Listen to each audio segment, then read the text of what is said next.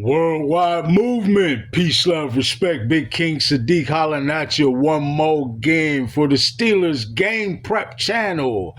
Man, folks, welcome to another magnificent week of football and another exciting episode as we talk about your Pittsburgh Steelers colliding with the mighty Detroit Lions up in Detroit, right? They're going up under the dome at Ford Field. Uh, uh, uh, man, at Ford Field. And this is one that many have declared already that the Steelers basically have no chance at winning. But we want to take a look at some of the team tendencies and let that paint a picture of what exactly we're going to be looking at on the field as the Pittsburgh Steelers take on the Detroit Lions in Detroit. All right, man, an exciting win last week for the Pittsburgh Steelers as they toppled the Miami Dolphins in the cold weather here at Pittsburgh. Now we go on the road to another cold weather city, but actually won't be playing in the cold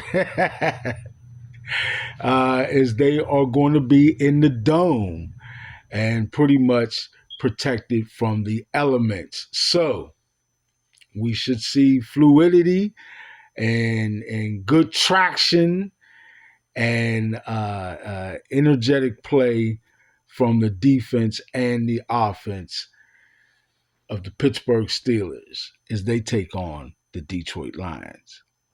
All right.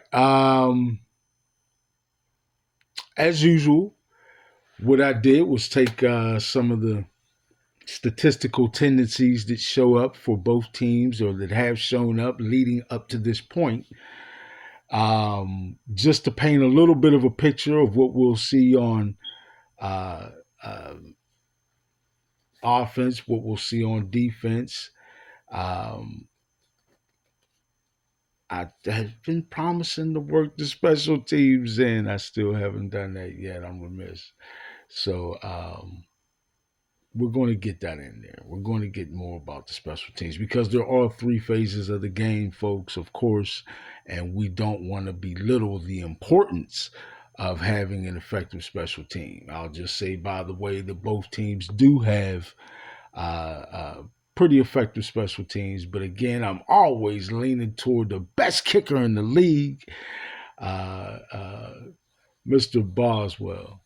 And Chris has exhibited excellence for quite some time with the Pittsburgh Steelers and continues to do so this year. And that's why all the time when I go see him, when I see him go out to make a kick, I sing my little song, right? Nobody beats the bars. Nobody beats the bars. Nobody beats the bars. Nobody beats the bars. Right? Best kicker in the league. All right, that's my man's. Um, okay, so let's just take a look again at some of these statistics that I have showing tendencies that the teams have exhibited so far leading up to this game. On offense, remember that I like to, or this year I've chosen to focus on some points of tendency that show a team's attempt, particularly on offense, to keep the other team's defense sort of off guard or off of their rhythm or off their feet, so to speak, on their heels. Uh, Things that you want to try and surprise the defense and keep them guessing, right, at what you're going to do. And one of those things is motion, right? Sending one or more players in motion pre-snap causes the defense to have to shift and change and often change its alignment, right, in response to that. So that you're again already before the players even began dictating to the defense. Um, Play action, right? Certainly another form of that kind of an attempt to dictate to the defense and to really catch them off guard or trick them a little bit, right?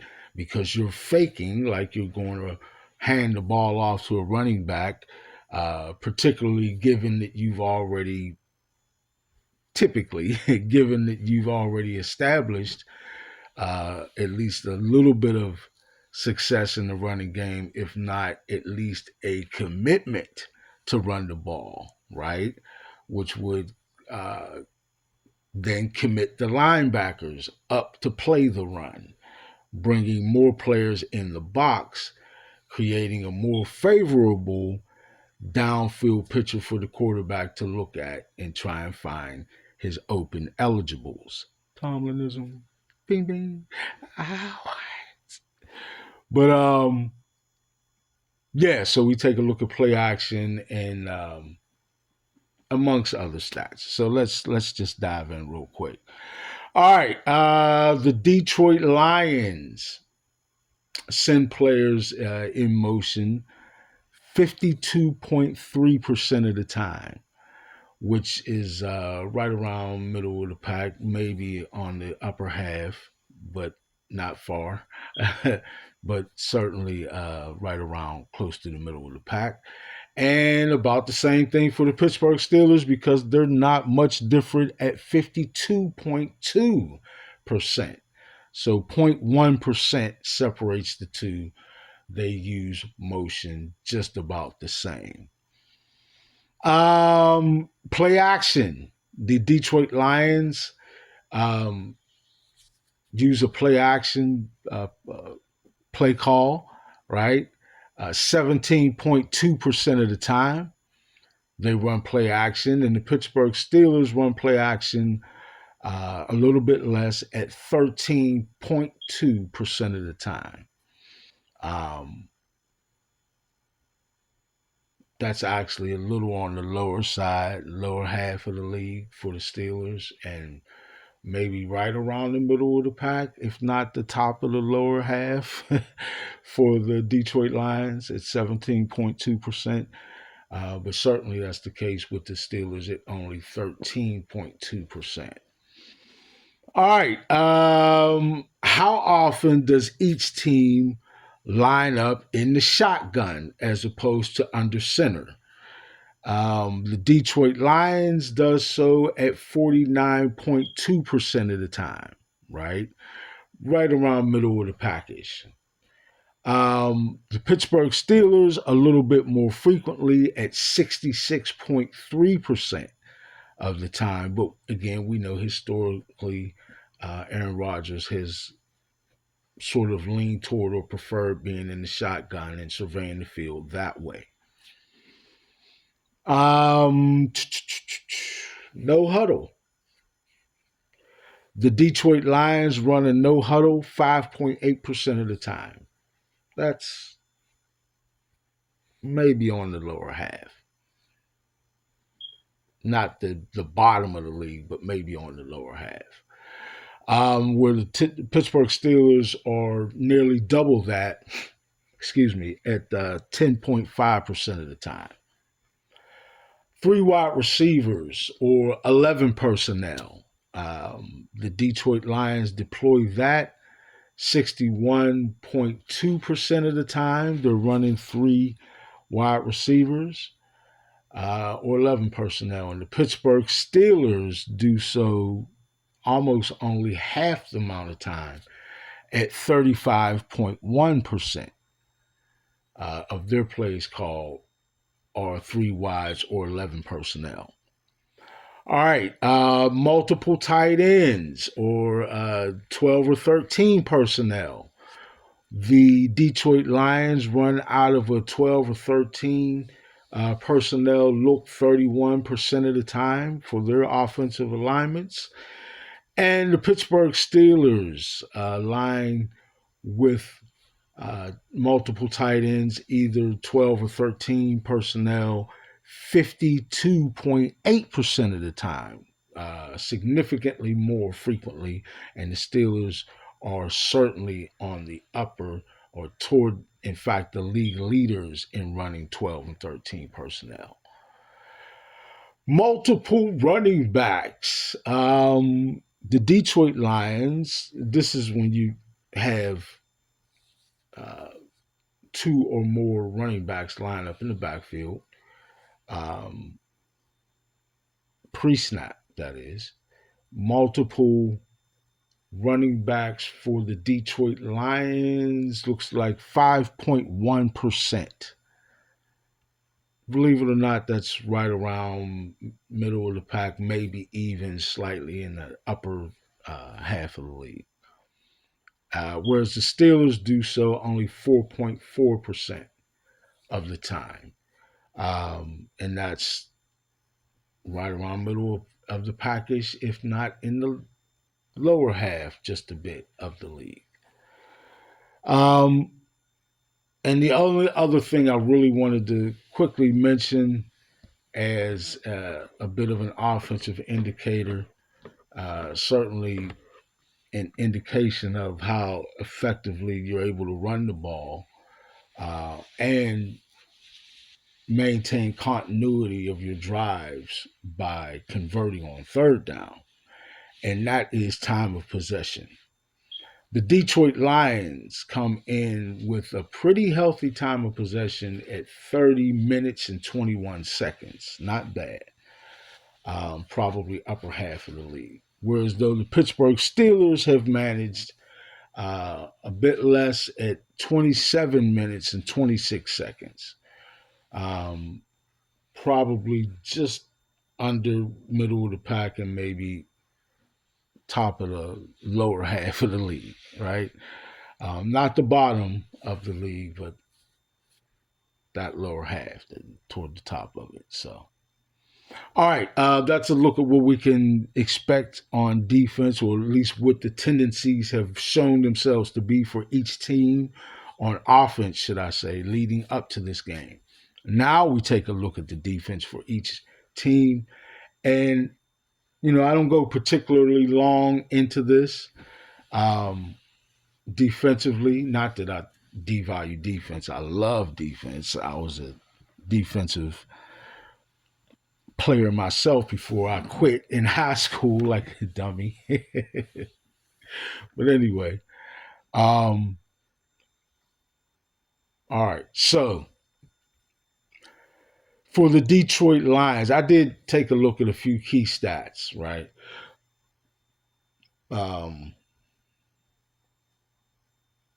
Passing yards per game as an indication of other teams' success against them, against that defense. Rushing yards per carry, certainly an indicator of a defensive unit's ability to stop the run. And points per game, I still would argue, is the absolute most important statistic for any defense. Your job is to stop the other team from scoring. So, and certainly the more you can limit their offensive production all across the board, the better. But yeah, keep them out of the end zone. All right, and the other two are sacks and interceptions. So I'll jump in and say that the Detroit Lions defense, as far as the passing yards against them this year, is 3,498, 3,498, which is about middle of the pack ish. The Pittsburgh Steelers, a little bit worse, sadly to say. And that is 3,649, and that's definitely toward the bottom half of the league, right? 3,649 yards per game is what they're averaging allowed. Or no, excuse me, that's what they've allowed so far. 3,000, that would be a lot per game. Quarterback just throw for 3 stacks on your defense in one game. That's crazy. All right. But so far this year, they have allowed 3,649 yards. That's approaching 4,000 yards given up through the air already. Not good. Not good. We need to see that improve greatly. Rush yards per carry. Um, the Detroit Lions are giving up 4 yards a carry even, whereas though the Pittsburgh Steelers, yet again, a little bit worse at 4.4 yards per carry. So that needs cleaned up. Points per game. The Detroit Lions come in at 24.6 points per game. And the Pittsburgh Steelers, and that's about middle of the pack-ish, not great, not horrible, but uh, maybe even on the lower half of the league with that, right? That's not all that great. That's almost 25 points a game. The Pittsburgh Steelers a little bit better at 23.3 points per game, so a little bit better. Not where it needs to be certainly, but where it is at least approaching middle of the package. Okay, last two defensive tendencies or stats to look at. The Detroit Lions have amassed 28 sacks so far this season. Not bad, maybe averages to slightly above average, but right in that area. The Pittsburgh Steelers so far have amassed 40 sacks, and that is definitely in the upper half of the league. That is actually among the league leaders so far at this point of the season. 40 sacks already for the Pittsburgh Steelers. Not too bad.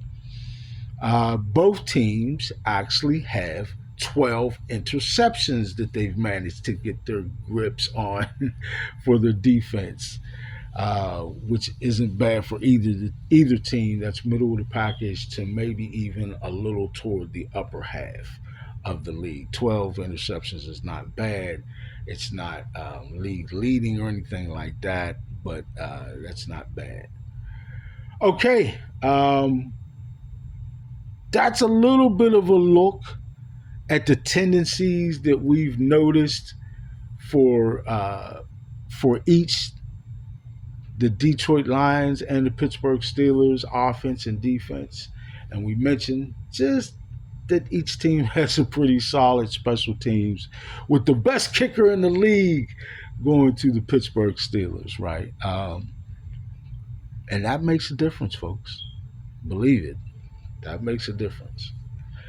All right, but either way, we took a look at the tendencies that the teams had amassed up to this point, and some of the statistics, and we've painted ourselves a pretty nice picture of what we can expect to see or look at for today's contest between the Pittsburgh Steelers and the Detroit Lions.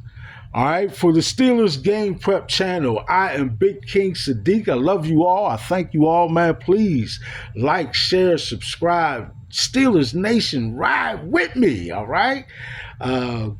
Get me out there and let me keep breaking this down for you every week. I love you all. Big King Sadiq for Steelers Game Prep. I'm out.